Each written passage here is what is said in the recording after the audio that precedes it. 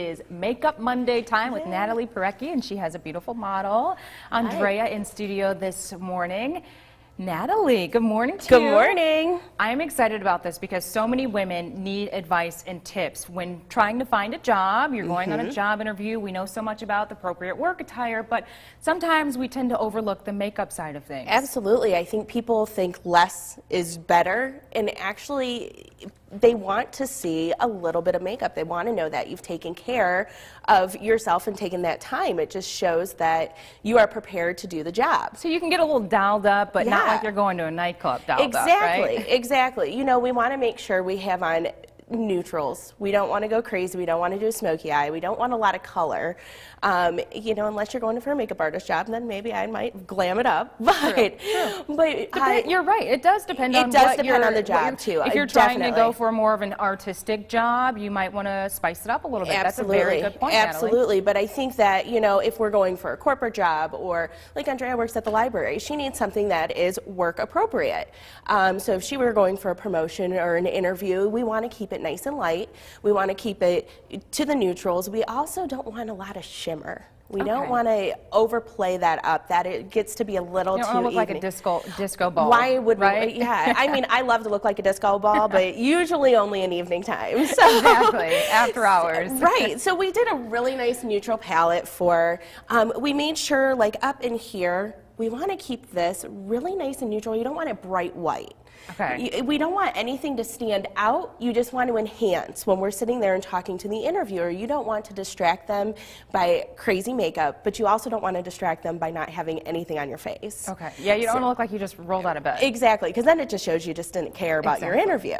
So then we also did a really nice neutral lip, but we don't want to overgloss it either. We did a neutral gloss over top, and then the lipstick is a very nice matte neutral too, just a little tinge of pink, just to give her a little color. So that way when she's talking, it's not distracting to the interviewer, and they're, you know, if they're staring at red lips or something like that. Yeah, red is so bold, and you're really making a statement with red. And we probably want to stray away from those, because when you have a red or pink lip, that's the first thing you look at. So we want to stray away from those, so that way they can pay attention to us and not pay attention to our lips, everything else that's going on. Now, if she were to be going maybe a wine and dine with a potential employer, we might be able to spice this up a little bit more and put on possibly a little bolder lip and maybe a little bit smokier on the eye. We want to keep the cheeks nice and light too for a daytime interview, for your, you know, sit-down interview.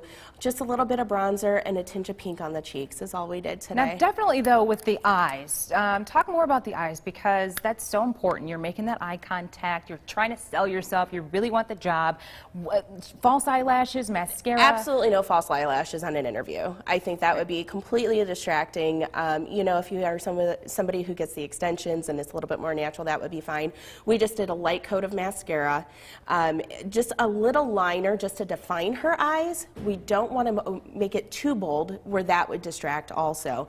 Just like I said with the eye colors, keeping them nice and neutral and not overpowering, but enhancing. So that way they can look at her and say, oh, she looks great today. She really took care of herself, but not taking away from what the purpose of the day is for. Especially if you're out in the public, if you have a job that you're going to represent the company, they want to see that you can be that fresh face, the face that's going to take charge, but not be too distracting. Absolutely. I think anywhere from the medical field through the corporate world, we definitely need to show that we care about what we look like. And in the magazine that we were reading, that they had this in the Marie Claire, they were talking about that when they have more makeup and they take more care, those are the people that actually get the promotions. Whoa! Promotion time it is. Right? All right, Natalie, we're not finished with you. We have another segment coming up in about 10 minutes where we're going to compare some celebrity looks. Maybe you want to mimic, you know, one of your faves. What not to do and what to do in just a little bit. Natalie and our beautiful model, Andrea, thank you so much. Thanks, China.